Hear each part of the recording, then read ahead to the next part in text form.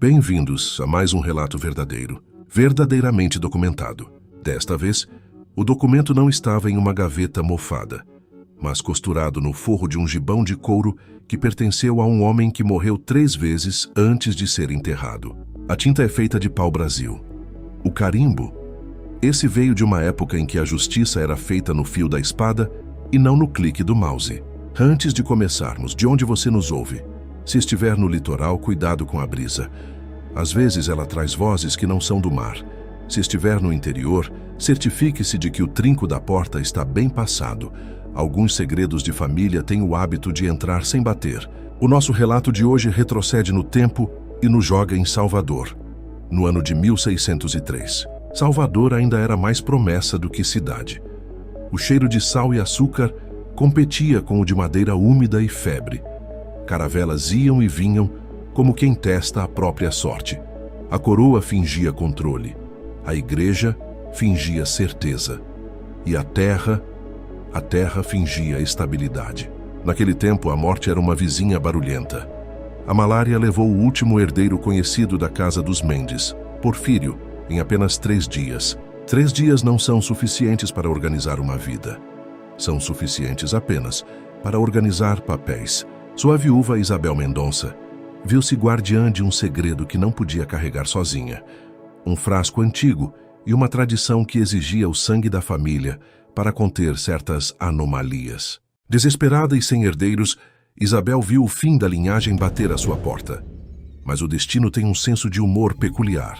Enquanto lia os diários que Porfírio organizava meticulosamente, uma de suas serviçais correu a chamá-la. Dona Isabel, tem um homem batendo na porta que eu não sei explicar. Fale de uma vez, Celestina, credo. Está parecendo que você viu um fantasma. Acho que é isso mesmo, Dona Isabel. Ao abrir, Isabel sentiu o sangue gelar.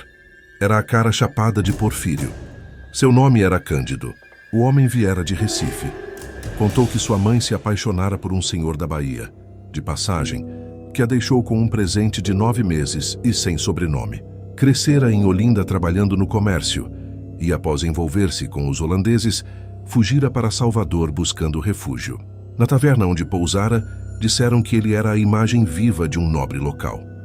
Curioso com o fato, decidiu encontrar a morada de seu sósia, descobrindo que falecera dias antes. Bateu na porta sem saber o que dizer, mas Isabel percebeu que a vida trouxera o substituto. Quando Cândido cruzou o corredor principal da casa, o frasco emitiu um estalo quase imperceptível. Não foi alto, não foi dramático, mas foi suficiente. Isabel ouviu.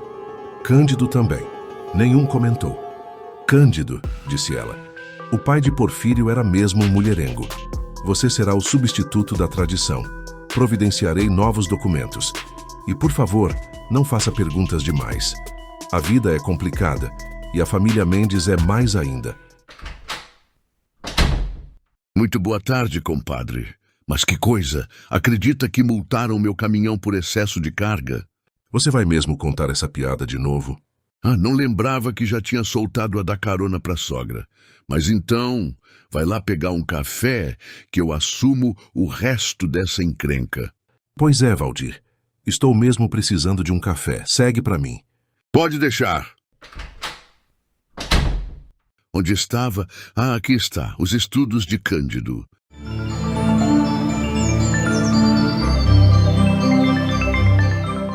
Isabel ensinara a Cândido tudo o que sabia. Ele, que já era um Mendes de sangue, agora também era um Mendes no papel. Oficial e dinástico. Os primeiros dias foram de silêncio e corredores longos. A casa tinha portas demais, algumas que nunca eram abertas. Havia uma sala que ninguém limpava, um baú que ninguém tocava e um frasco que nunca era mencionado diretamente. Cândido achou que ser nobre envolveria banquetes. Ledo engano. Envolveu calos nas mãos de tanto folhear pergaminhos, noites mal dormidas e uma dieta de idiomas antigos. Aprendeu que certas coisas não eram combatidas com espada, eram seladas. O perigo se apresentou meses depois, em um engenho em São Mateus. Jubara, o tupinambá amigo da família Mendonça, trouxe as notícias. Falava de uma terra que começou a gemer. Os colonos foram avisados que a área não era boa para nada, mas, bom, isso já está virando clichê. Eu te disse, mas eu te disse. Diria um certo pássaro metido a engraçadinho séculos depois. Partiram. Cândido, Isabel e batedores tupinambás. Chegaram em menos de um mês, recorde na época, após passarem por alguns pedágios de goitacazes pouco amistosos. A vila de São Mateus era o retrato da insistência. Onde os indígenas viam um chão que não aceita, o capitão Tristão viu o lugar perfeito para sua moenda pesada. O problema não era o solo, era o que reagia sob ele. O engenho cheirava a ferro quente e açúcar queimado. O som das engrenagens não era alto, era persistente, como se algo estivesse sendo acordado. A moenda de 2 toneladas foi montada, e o solo não gostou, ou o que estava abaixo dele.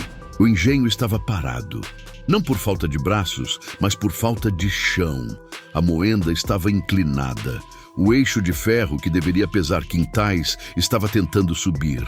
Um escravizado soltou uma corrente e a peça subiu como se fosse feita de cortiça, parando a 2 metros de altura. Ao redor, o efeito era perturbador. O caldo de cana não sujava o chão, subia em fios verdes e viscosos, formando uma teia escura no telhado. Alguns juraram ouvir o próprio nome vindo debaixo da estrutura. Cândido não precisou de explicações. O som que vinha debaixo da moenda flutuante era como o de vidro sendo riscado por dentro.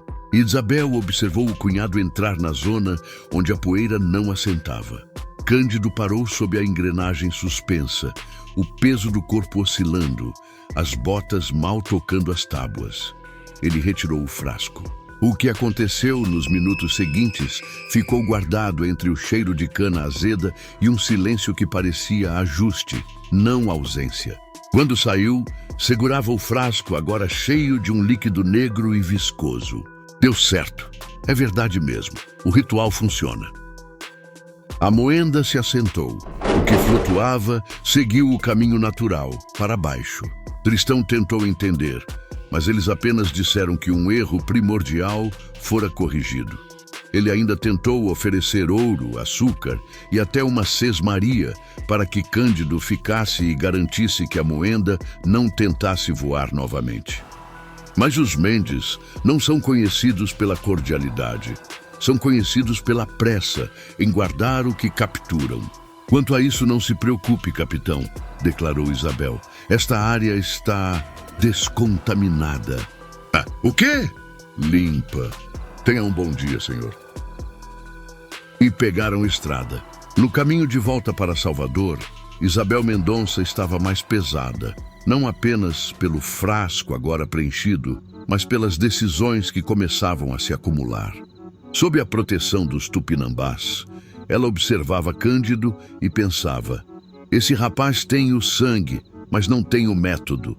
Já Porfírio tinha os diários, mas não teve o tempo. O frasco refletia a luz do entardecer. O líquido parecia imóvel, mas não estava. Cândido, disse ela, o mundo está ficando pequeno. Mais dessas coisas vão acordar.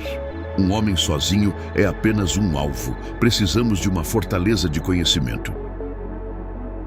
Chegando em Salvador, usou parte da herança de Porfírio para fundar o que oficialmente era uma casa de estudos clássicos. Latim, retórica, filosofia moral. Nada que assustasse autoridades, ou quase nada. O prédio tinha paredes grossas e janelas altas. O subsolo era discreto. Salvador crescia em açúcar e missas. Cresciam também olhos atentos. Sexta-feira, dia de sessão das 10 na TV. É isso aí! E hoje tem um clássico, A Volta dos que Não Foram, com Mike Ruffles e Perséfone Cruz Credo. Mas acho que a história de Isabel e Cândido tá mais envolvente. E estamos falando de coisa real. O draminha de New Hampshire sobre viagem de lua de mel com assassinato nem chega aos pés. Então vamos lá. A abertura da escola. Quando as portas se abriram para a primeira reunião, 3 homens já aguardavam no salão. Não tinham sido convidados, mas sabiam que deveriam estar ali. Antônio Mendes viera de São Vicente. Baltazar Mendes, do Rio de Janeiro, Mateu Mendes de Quito. Estavam lá como quem chega atrasado a uma reunião que já tinha começado. Mateu, sem cerimônia, contou um breve relato. Disse apenas que, nos Andes, um mosteiro foi erguido em área evitada pelos locais, ao contrário de outras missões que procuravam erguer construções sobre locais de culto primitivo, e bem, aconteceu o previsto. Ele levou um frasco vazio. Voltou com ele cheio. Apesar de seu feito, o mosteiro fechou na mesma semana. Baltazar apenas comentou: sempre fecham. O curioso, completou Mateu, é que nunca fecham por falta de fé. Fecham por excesso de insistência. Isabel estava atônita. O mesmo fenômeno se repetia na sua frente. Uma cena de espelhos. 4 homens com a mesma estrutura óssea, o mesmo olhar de quem conhece o avesso do mundo e bigodes absolutamente compatíveis. Antônio inclinou levemente a cabeça. A senhora não imaginou que fosse caso isolado, creio eu. Isabel respirou fundo. Imaginei que fosse local. Mateu passou os dedos pelo bigode. Nada é local. Alguns só demoram mais para perceber, completou Baltazar. O silêncio que se seguiu não era dramático, era técnico. Isabel entendeu algo que Porfírio nunca tivera coragem de explicar por inteiro. Frascos não são objetos passivos. Quando um é preenchido, outros percebem. E a família era bem mais extensa do que parecia. Antônio observou Isabel com a mesma naturalidade de quem reconhece um parente distante em procissão. Salvador é estratégico, disse ele. Açúcar, porto e problemas suficientes para justificar uma casa permanente. Baltazar passou os dedos pelo bigode, como quem confere assinatura. Em Coimbra temos estrutura, arquivos, frascos, registros e homens suficientes para fingir normalidade. Mas o mar não responde a urgências. Mateu assentiu. Nas montanhas, quando começa, não espera navio. Isabel cruzou os braços. Não parecia impressionada e parecia contrariada. Então já fazem isso? Fazemos, respondeu Antônio. Onde é possível. E aqui? Aqui ainda não. O silêncio que se seguiu não era de tensão, era de ajuste administrativo. Baltazar desenrolou um mapa. Havia marcas em tinta escura, algumas riscadas, outras circuladas, porém, nenhuma das marcas constava nos mapas oficiais da coroa. E isso era, precisamente, o ponto. Isabel percebeu que não estava fundando algo novo. Estava abrindo uma filial inevitável. Estas terras são vastas demais para depender de despacho marítimo, concluiu ela. Justamente, disse Antônio, não houve juramento. Apenas a compreensão tácita de que o trabalho aumentaria e de que os porões precisariam ser mais profundos. Naquela data, nasceu a Escola Cândido Mendes de Estudos Não Religiosos. Os Mendonça ficariam responsáveis pela logística, olhos e ouvidos. Os Mendes cuidariam, como sempre, do que não podia ser descrito em atas. E todos sabiam que certas atas simplesmente não precisam existir. Os jesuítas protestaram, como era de se esperar. Uma escola sem um altar fixo causava mais desconforto que certas anomalias subterrâneas. Tudo estaria perdido, não fosse a intervenção do bispo Dom Constantino Barradas. Com uma frase seca, silenciou os descontentes. Os Mendes prestam um serviço diferente ao de salvar almas. Garantem que os corpos tenham onde permanecer. Roma silenciou, o que para os padrões da época era quase um milagre. E isso já dizia muito.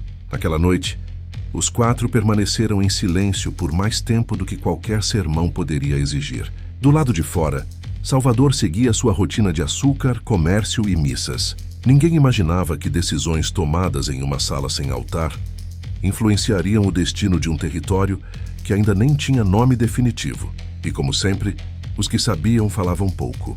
No nosso próximo relato documentado, último dessa temporada, recuaremos ainda mais, antes da escola, antes da viúva, antes mesmo da palavra Brasil existir.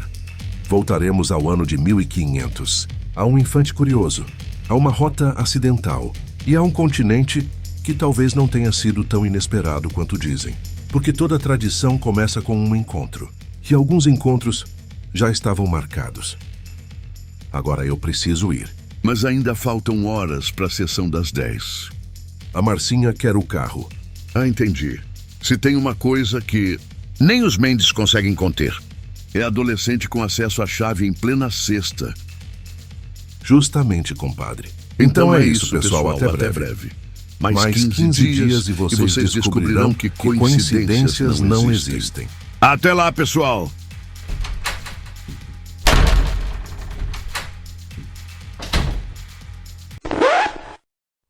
Oi, pessoas! Antes do meu rolê notúrnico, eu voltei aqui pra nossa sessão de erros de desenhistas. Essas IA estão me saindo, tipo assim, muito sem noção, sabe? Então olhem só essa, pra começar. O criador passa o texto. Eles pensam em como a imagem deve ser, ou as imagens, e começam as tentativas. Às vezes dá certo, às vezes ela atropela tudo naquelas de já sei, tudo ao mesmo tempo agora. E saiu isso logo na descrição de Salvador. Essa foi tentativa de usar outra desenhista, bem mais rápida no lápis, mas vazia na cabeça. Velório, Salvador antiga, mas precisava ser no meio da rua? E Mendes sem chapéu. Para tudo, gente. Sim, ela seria despedida assim que criou essa Isabel e Salvador pensando na vida no carro, no cabeleireiro. Ave Maria, gente. Até o formato foi esquecido. E agora, Isabel foi capturada no quadro e Dorian Gray saiu, sei lá. Quem é esse cara que surgiu onde ela deveria estar? Essa IA das revisões de imagem contou pro criador. Ele não tinha percebido. A pobre Celestina tinha mesmo visto um fantasma. Literalmente. Agora aqui, além do Mendes ter o velho problema do visual Velho Oeste, Isabel ficou, tipo assim, mais robusta, por assim dizer. E de novo, só pra constar. O mesmo problema já mostrado em outros episódios. Se puder evitar pedir mais que uma imagem, faça. Talvez essa passasse se não fosse o Mendes do Velho Oeste e a Isabel ter virado atriz da Netflix pra 1603, usando o look Velho Oeste americano. Vocês devem pensar que esse é o Mendes da Netflix de volta. Mas não, é o capitão lá do engenho, um DiCaprio da Shopee, só pode. Aí, aqui a moenda do século 17 surge com uma engrenagem de máquina do século 19. Ou é de madeira e seria até possível. Mas não teve jeito, não. Tenta de novo aí, minha filha. Aqui o Capitão Tristão virou um capanga mexicano. Nem o pobre Jubara lá no fundo escapou. Virou chicano também. Então, arriba! Mas, não satisfeita com a confusão anterior, colocou o capitão no lugar do Mendes e o Mendes. Bom...